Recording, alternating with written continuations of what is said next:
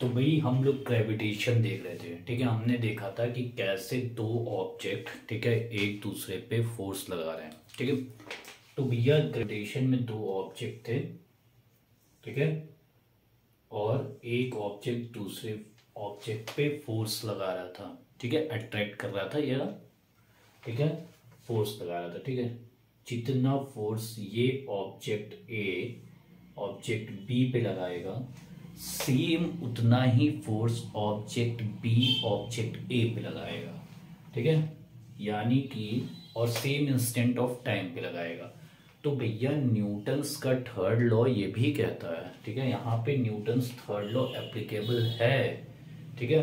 तो अगर मान लेते हैं ये हमारा अर्थ है, ये बहुत इंपॉर्टेंट कॉन्सेप्ट है, और इस अर्थ पे, ठीक है, एक एप्पल गिर रहा है ऊपर से, ठीक है। तो लॉ ऑफ ग्रेविटेशन क्या कहता है कि अगर दो ऑब्जेक्ट हैं डिफरेंट मासेस के, ठीक है, तो जो फोर्स होगा that is capital G m1 m2 upon D square या आर स्क्वायर, ठीक है, इन दोनों के बीच के डिस्टेंस के स्क्वायर के इनवर्सली प्रोपोर्शनल होगा। तो ये एप्पल है, ये अर्थ है।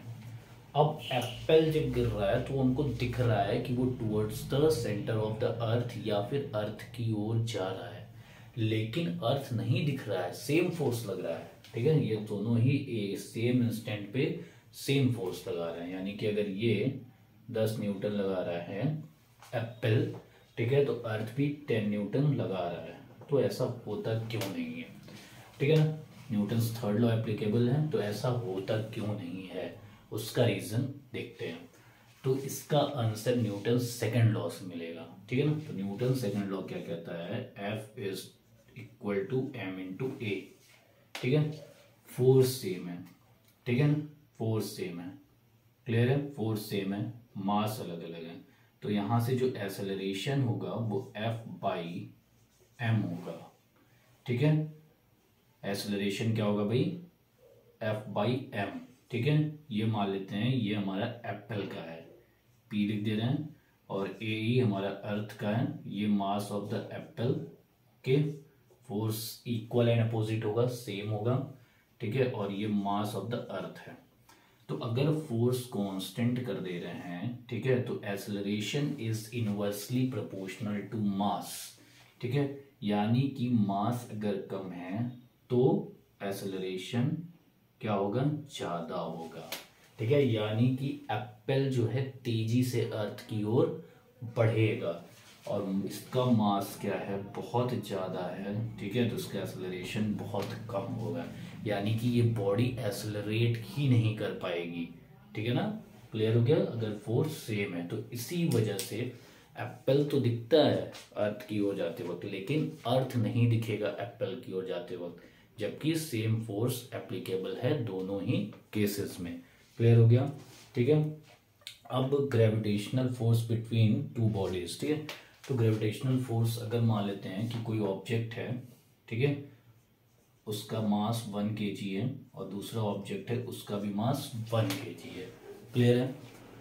और कल बताए भी थे उनके बीच की डिस्टेंस जो है वो 1 मीटर है। तो फोर्स किसके बराबर हो जा रहा है भाई, capital G 1 into 1 upon 1 into 1, ठीक है ना।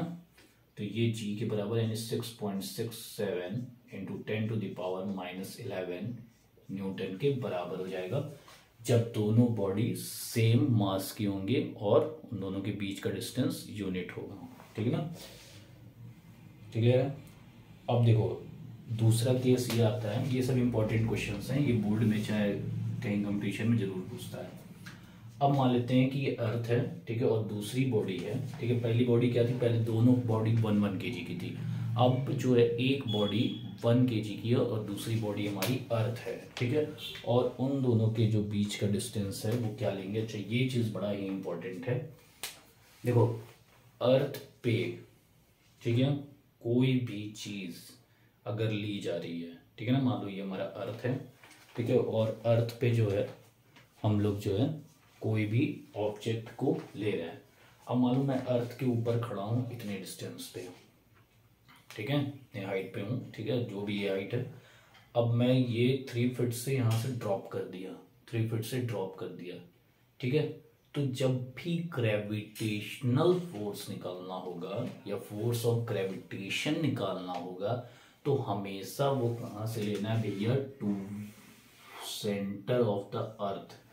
अब ये कोई इसके ऊपर से यहाँ से भी ड्रॉप कर रहा है तो इसको ऐड नहीं करना जब तक बहुत ढेर सारा डिफरेंस ना हो जाए, ठीक है। तो हम ये मानेंगे ये शेप भी जो है, अगर शेप का ग्रेविटेशन फोर्स या 1 kg बॉडी को हम 1 मीटर ऊपर से भी गिरा रहे हैं तो इस बॉडी और इस बॉडी के डिस्टेंस को हम 6400 किलोमीटर यानी कि रेडियस ऑफ द अर्थ ही मानेंगे।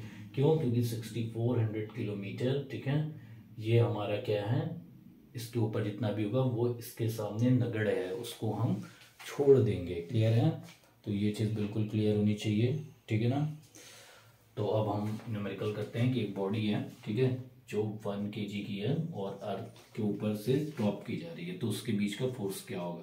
तो capital G m1 mass of the अर्थ, ठीक है। तो अर्थ का मास कितना है भाई, 6 × 10⁻24, 6 × 10⁻24 अपॉन अर्थ का रेडियस, ये क्या है, kg में है, तो ये होना चाहिए मीटर में, तो 6.4 × 10⁻6 मीटर, ओके, 6 मीटर का होल स्क्वायर। यही गलती होती है, हम इस होल स्क्वायर नहीं करते हैं।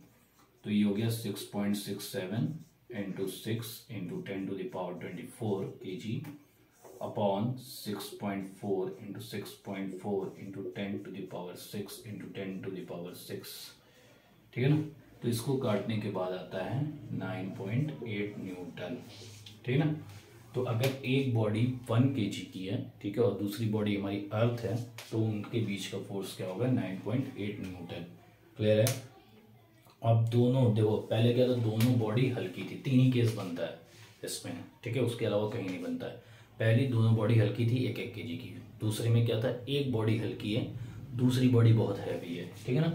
अब जो तीसरा केस बनता है इसमें, ठीक है ना, तीसरा केस जो बनता है, ठीक है, वो ये बन रहा है, ठीक, वो ये बन रहा है कि भाई हमारा जो है दोनों बॉडी हैवी है, ठीक है, दोनों बॉडी हमारी हैवी है, ठीक है। तो मान लेते हैं पहली बॉडी हमारी अर्थ है और दूसरी बॉडी मून है, तब फोर्स क्या होगा, capital G mass of the earth, mass of the moon upon distance between mass and moon का होल स्क्वायर, ठीक है। तो 6.67 × 10⁻⁻11 mass of the earth, 6 × 10⁻24 mass of the moon, ये सारे गिवन होंगे, 7.4 ×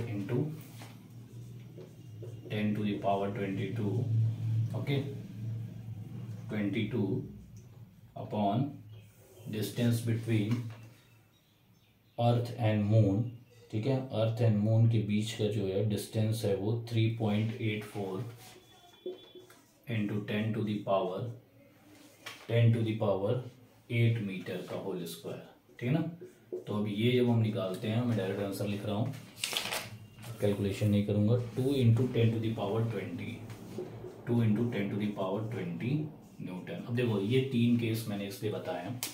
पहला केस था कि जब दोनों बॉडी लाइट थी, ठीक है, जब दोनों बॉडी लाइट थी तो फोर्स क्या था, 10⁻−11, यानी हम भी लाइट तुम भी लाइट, ठीक है, या आप भी लाइट, ठीक है, तो दोनों लोग लाइट, तो फोर्स ऑफ अट्रैक्शन है, ग्रेविटेशनल फोर्स इतना लग रहा है। ये 10⁻−11 है, ये एकदम नगड़े है, ठीक है ना, इसको हम इग्नोर मार सकते हैं, ये फोर्स हमको फील नहीं होगा। दूसरे केस में एक बॉडी हल्की है, दूसरी बॉडी हैवी है, 9.8 मीटर फील होगा, थोड़ा फर्क पड़ेगा, ठीक है ना, फर्क तो पड़ेगा, ठीक है, हल्का फुल्का ही पड़े लेकिन फर्क पड़ेगा। अब जब दोनों की दोनों बॉडी होगी तो भैया ठीक ठाक फर्क पड़ेगा, ठीक है। 2 × 10⁻20 न्यूटन, मतलब ठीक ठाक मून का इफेक्ट अर्थ पे रहेगा। इसीलिए जब फुल मून होता है तो वुल्फ चिल्लाने लगते हैं, ठीक है ना, ठीक। तो भैया ये मेरा कहने का मतलब ये था कि जब दोनों की दोनों बॉडी हैवी होंगी तो ठीक ठाक फर्क क्रिएट होगा यहाँ पे। क्लियर है? और जब दोनों बॉडी हल्की होंगी तो वो कोई मतलब नहीं रह जाएगा। एक बॉडी हल्की एक बॉडी हैवी रहेगी तो थोड़ा फर्क पड़ेगा, लेकिन अगर दोनों बॉडी हैवी है तो फर्क तो पड़ेगा। क्लियर है? अब दूसरी चीज़ ये आती है कि भाई सिग्निफिकेंस क्या है हमारे ग्रेविटेशनल लॉ का या यूनिवर्सल ग्रेविटेशनल लॉ का। तो भाई ये जो है ना टेस्टेलियर बॉडी यानी कि जो ब्रह्मांड को, ठीक है, दो जैसे मून है, अर्थ है, ठीक है, इन सारी बॉडीज को जोड़े रखने में जो है इसका बड़ा ही जबरदस्त योगदान है। ठीक है, दूसरा टाइड्स। ठीक है, टाइड्स क्या है भाई कि देखते हुए समुंदर के पास जब हम लोग जाते हैं, बीच पे जो लोग गए होंगे, तो भाई क्या होता है कि सुबह जो है लहरें दूर रहती हैं, लेकिन शाम तक होते होते वो लहरें पास आती है। शाम को खासकर रेनी सीजन में हटा दिया जाता है वहाँ से। तो होता क्या है कि मून हमारे अर्थ के करीब आ जाता है। जब मून अर्थ के करीब आ जाता है तो ठीक है, डिस्टेंस कम हो गया, डिस्टेंस कम, फोर्स ज़्यादा, यानी कि वो अर्थ को अपनी ओर खींचना चाहता है। तो अब अर्थ को अपनी ओर तो खींच नहीं पाएगा, तो वो क्या करता है, वाटर को ही, वाटर हल्का वाटर को ऊपर की ओर खींच लेता है। उसको टाइड्स बोलते हैं, ज्वार भाटा जिसको हिंदी में बोलते हैं। ठीक है, तो वो भी एक इसका वो है। अच्छा, हमको चलने में भी रिस्पॉन्सिबल है, एटमॉस्फेयर को होल्ड करने में रिस्पॉन्सिबल है। ठीक है, सारे प्लैनेट को रिवॉल्व करने में इसका इम्पोर्टेंस है। ठीक है, ये फोर्स, ग्रेविटेशनल फोर्स इसी वजह से जो है इम्पॉर्टेंट है। जैसे मान लेते हैं कि हम खड़े हैं और एक पत्थर लिए उसको धागे में लपेट के ऐसे ऐसे घुमाने लगे, ठीक है ना, सर्कुलर मोशन। ठीक है, सर्कुलर मोशन। ठीक है, तो फोर्स किधर की ओर लग रहा है, सेंट्रीपिटल फोर्स। ठीक है, FC सेंटर की ओर लग रहा है। ठीक है, और ये फोर्स, अच्छा ये देखो, ये पत्थर है, ये चारों ओर घूम रहा है। ठीक है, हम पत्थर लेकर ऐसे घुमा रहे हैं, तो भैया पत्थर जो है घूम रहा है, जबकि हम फोर्स लगा रहे हैं सेंटर की ओर, सेंटर की ओर फोर्स लगा रहे हैं। लेकिन क्या भाई, ये पत्थर चारों दिशाओं में घूम रहा है। ठीक है ना, ये इस वजह से घूम रहा है क्योंकि ये जो फोर्स है ये इसको अपनी ओर ना खींच के, ठीक है, एक्शन रिएक्शन भी होगा, जो उसका रिजल्टेंट होगा वो इस डायरेक्शन में होगा, जिसकी वजह से ये पत्थर सर्कुलर मोशन में रिवॉल्व करेगा। ठीक है ना, तो ये भी है। तो यही मान लेते हैं ये प्लैनेट है, ठीक है, सन है, यहाँ पे अर्थ है, तो अर्थ इसी कॉन्सेप्ट पे घूम रहा है, यानी कि ग्रेविटेशनल फोर्स या ग्रेविटेशन बहुत इम्पॉर्टेंट है प्लैनेटरी मोशन के लिए भी। ठीक है ना, क्लियर है। तो आज का टॉपिक आई थिंक क्लियर हो गया होगा। ठीक है, कल हम लोग दूसरा टॉपिक पढ़ेंगे। Okay, thank you.